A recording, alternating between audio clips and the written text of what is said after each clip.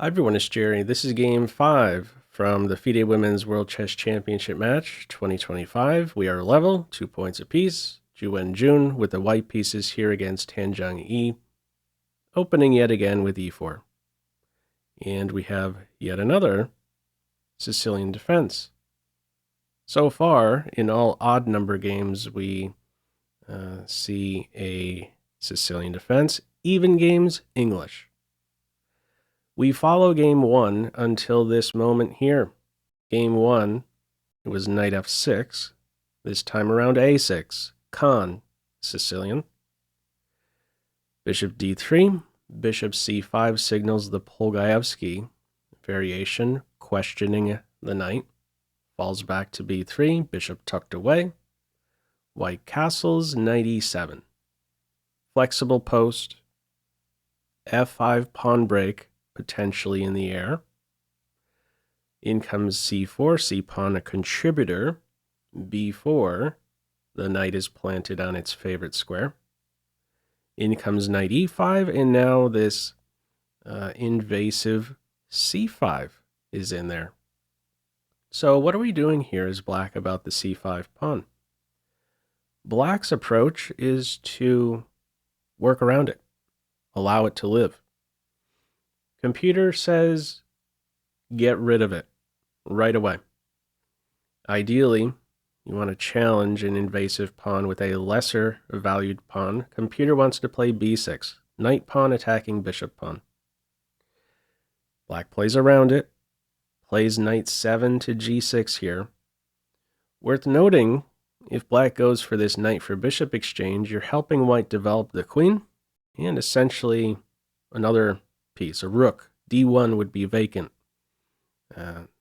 Black's going to experience these heavy pieces apply their weight against this backward d pawn.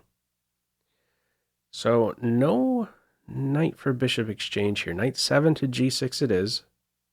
Now the bishop is preserved. Yet again, computer says, even here, challenge that pawn. Not black's approach. Black plays b5 here. Now right around the corner for white here, now that the bishop is on e2, white's ready to go wild with this f-pawn. f4 with tempo, f5 with tempo, f6 punching holes in dark squares. So you have to be prepared to meet this move for sure. This is not a stable post for the knight. b5, black's idea to meet f4 with knight to c4. This is the move we see in the game. Computer says best is this at this stage, but all right, if you're playing b5, your intention pretty much is to meet f4 with this outpost square, dropping into c4. That's what we have. And now this undermining idea, rook pawn attacking a knight pawn, influencing b5, b4. We get the knight exchange here, and a simple recapture at this stage. Computer much more direct. It says plant that queen in the center, target g7, play it as some gambit, maybe form a battery here. All right, simple recapture in this one, bishop b7 to follow. And from here, standard post, solid, queen e2 is played, defending the pawn, pointing at a6, some battery there. Even more direct, yet again, it wants to play queen d4. Nice central post, targeting this, and also watching over e5.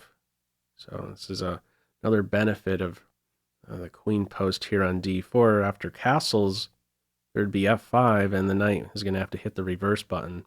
Doesn't have access to e5 anymore. All right, not the approach in this game. Queen e2 instead. Castles. And now bishop d3, so slightly mysterious bishop d3. Why is the bishop going there?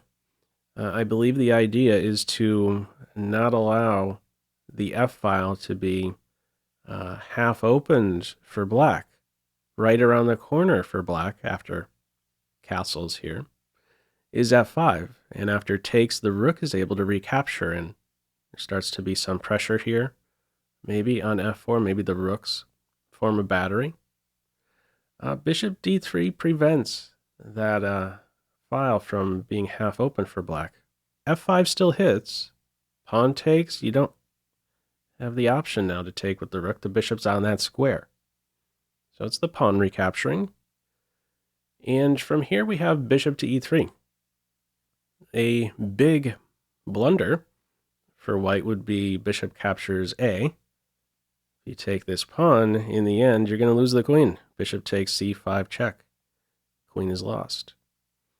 So we have here bishop e3, and the follow-up is queen to c7. Computer likes rook to e8 better, with the follow-up bishop check, preventing the bishop from quickly getting here to bother the knight. It's looking at this, a check, and then a queen f2 move. I also want to point out that if black goes in for this point here, g2, with knight to h4, the approach here is to simply play g3. And where's this knight going exactly? Qe2 knight? White could say, does this knight even exist? Kind of just work around it. It's not really doing anything. Not an inconvenience, and it's actually ready to be lost. This should have our attention, for sure. If we're playing here as white, we have this bishop pointing right at our heart, g2. And really, these light square bishops are not competing for the same diagonal. They're moving, pointing in totally different directions. So this could be problematic, but white has a good response to it. g3 is cool. Now, follow up in this game, queen c7. Pop quiz. What move would you play here? Feel free to pause the video. Okay, top move played in the game. Bishop takes a6. Now, just a moment ago, I said that was a big blunder. Not here. This is a best move. If you go ahead and chop on a6, queen takes a6, bishop takes c6 is no longer hitting with check. Big difference between having the bishop on c1 and e3. Bishop takes c6, queen c4, check. Queen takes bishop, white wins a piece. So, white takes here with bishop takes a6. That's a significant pawn. There is now a passed a pawn for white. Follow up, rook e8. Bishop takes bishop. Queen takes bishop. And queen c4 with check. This is a nice post for the queen. She's really gluing a lot of stuff together, a lot of defensive roles. And now the bishop on d4. Is this a top piece in the position? Certainly very close to being a top piece. Nice, stable post, pointing in all directions. Fantastic piece. Follow up from here, rook e6. Now, if we revisit this knight h4 move in this position, the response will not be g6 in this case, unless you want to get mated. Knight h4, rook f2 would be the way. Rook e6, so nearby there may be knight h4, rook g6. All right, white is already kind of preparing for these ideas. Some square available to the king. Black doubles up, and from here, rook f2. Now, if black was a little quicker here, let's say instead of this move, if knight h4, there's rook f2. And if rook g6 increasing the pressure on g2, there's rook a to a2. Things are cool here on g2. In that position, if there's a knight f3 check, you're cool with just putting the king on h1. So there's this nice lateral defense available to white against any g2 pressure. Black doubles up here, rook f2, bishop f8, and rook 1 to f1. Now at this stage, black goes for some imbalance, chops away on f4. There really isn't a great try here for black. I mean, if you go with, let's say, something else, let's say this rook goes to e1, this queen now has a wonderful move. She could slide right in here to f7. Now there's two mate ones. How's this going to play out? Well, you exchange rooks, and then black has to crawl up into a ball to defend the mate. That's not appealing for black, so that will just backfire trying to get aggressive with this rook. The try here, chopping away on f4, so two minor pieces for a rook and pawn was just exchanged there. Material balance right here, we're looking at knight, bishop, and I'll call it the a-pawn, the passed a-pawn versus the rook. Things are under control here for white. This is a decisive position. Some care must be taken, however. After this check, there is only one winning response for white, and that is spotted. Rook f1 is the way. If you play to h2, you're asking for trouble. That trouble, queen c7. You're in a pin. And don't even think about touching the g-pawn. There's queen c6 ideas. You're going to get killed on the light squares. The way here is to drop the rook back. We get a rook exchange. Queen takes or king takes. King takes is the way.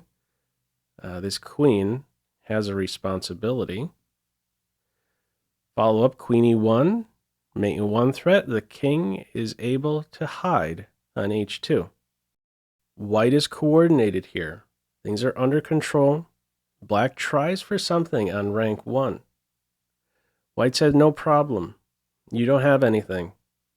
White is eyeing up a back rank square, looking at mate. No flight square yet for black. A flight square is flicked in at this stage. If black is going for a check and another check here, the bishop can drop back to block that check. We'll see this in the game. Even if this pawn is falling with the variation like that, it's no big deal. This isn't the most important pawn, the a-pawn more valuable. This is a half-dead pawn, one of the doubled pawns. Black flicks in the flight square. The knight repositions on the queen at the moment. Now we get these checks. The king is flushed out, but the bishop is there to secure things. Follow up from here, queen e2. If black tries f4 check, you don't take the pawn. If there's a check, king f3. Staying glued to the bishop, defending the bishop. Queen e2, however, is now setting this up, and there wouldn't be king f3. So the queen here takes a step back. What a perfect piece. What more can you ask from this queen here? She's defending everything and throwing black in a pin. From here, rook d1, defense of the knight, king h7 out of the pin, follow up a5. One of these two is going to have to track down this pawn. How do you influence this setup here by white? Follow up is rook to e1. If you try something else here as black, for instance, now that you're out of this pin, let's say you get rolling with the g-pawn, you're going to get mated. Why would you want to play this? Well, nearby there's this idea of a fork. Well, this would be a checkmate kicking off with a check here. And there's these checks on the light squares, bishop d4. It's mate in just a few if you're playing g5. So the try here is with rook e1, bishop f2.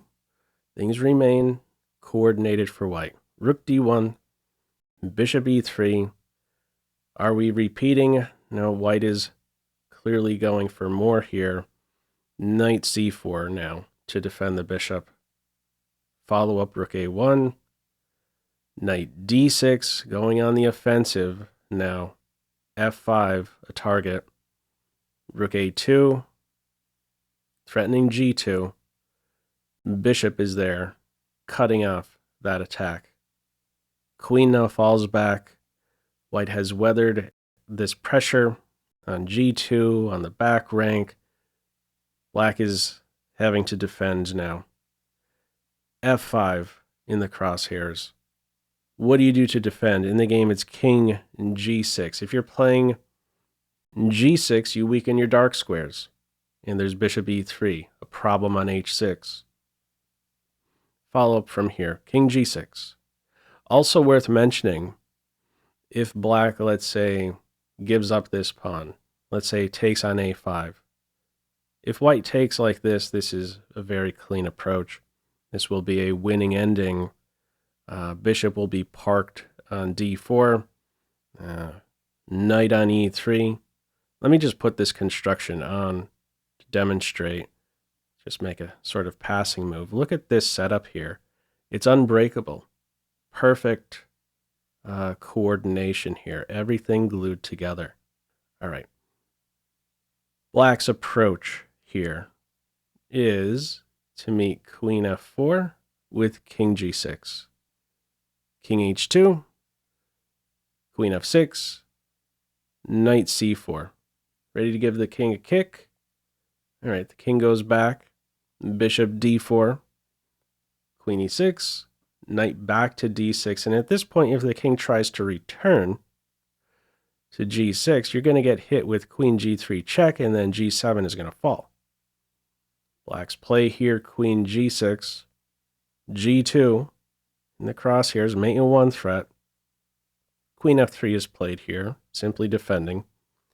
You could take on f5 as well, but yeah, you don't want to really give up that g-pawn. You could hang on to the g-pawn and just win the f5 pawn. So let's see this in action. Just a little bit of defense. Queen is cool here on f3. In comes f4, poison pawn. Pawn runs. Eventually the rook will have to grab this pawn, and we're going to scoop up this pawn in exchange. That happens right away. Rook takes A, queen takes F as soon as there isn't pressure on G2. Rook returns, but white is on move, securing this point. Follow up queen E6, knight F5, G7 a target, G-pawn advances, the king now much more exposed because of this move. Knight falls back. Possibilities of knight d5, knight g4, knight f6 with check, maybe even queen f8 to h8 is nearby for white. White is going on the offensive here. There's no attack whatsoever against the white king. Look at that piece. Bishop is perfect. In comes d6, trying to stir up some trouble, distract white from going after the king one way or another. Pawn runs, another passer on board, the c-pawn. Rook a8, knight d5, rook c8, and a nice forceful finish to this one. Kicks off with queen d3 check. And then next up, knight e7 with check. You could switch that move order and things are still cool. Knight e7, the point being queen takes knight, you land this check, and even follow up and take a rook with check.